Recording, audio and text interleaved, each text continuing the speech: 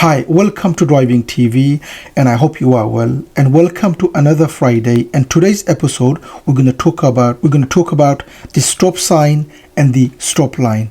Last episode we talked about the giveaway line and the giveaway sign, also the open junction and closed junction on giveaway line. But today's episode we're going to talk about the stop line and the stop sign. Let's start the lesson.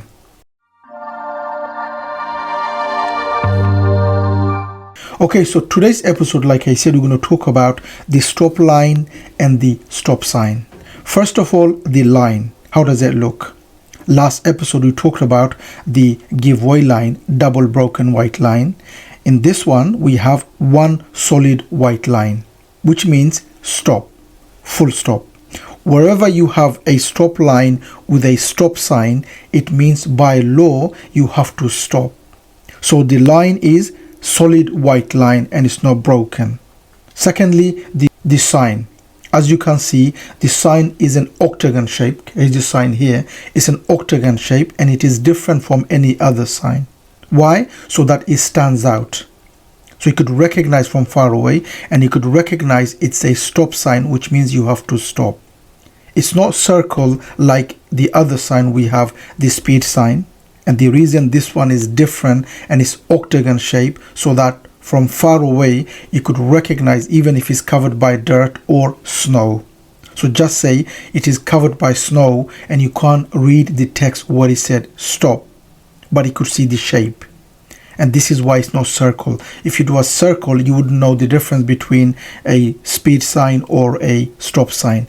Because it's octagon, even if it's covered by snow, you could see the shape and you will know that this is a stop sign.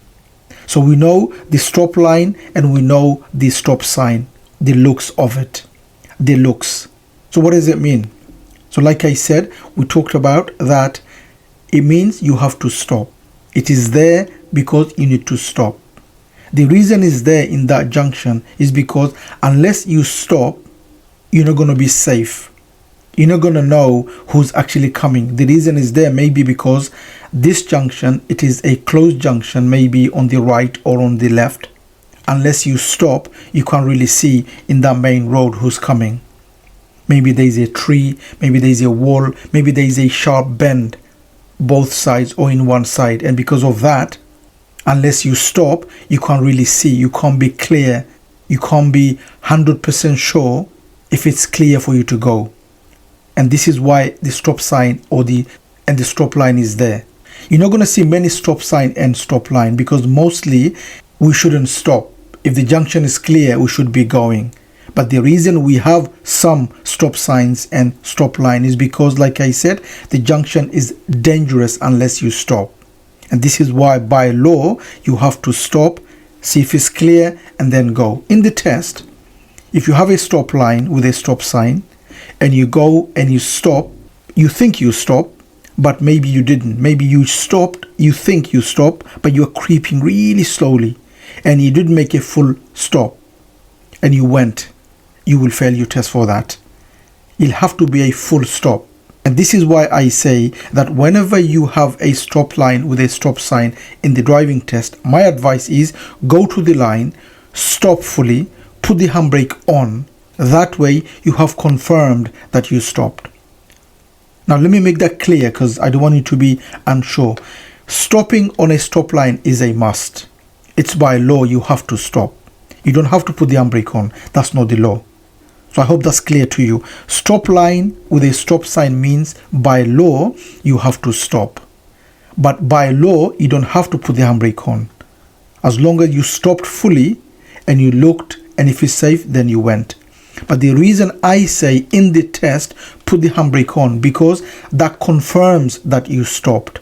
Because if you don't stop fully and your car was creeping forward, which you didn't know about, the examiner will fail your test for that. Because it is against the law not to stop fully.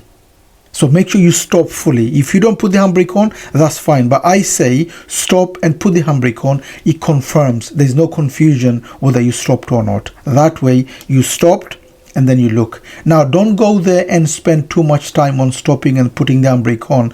I don't want you to do that. I want you to go, stop, put the handbrake on, look if it's safe, put the handbrake off, and then go.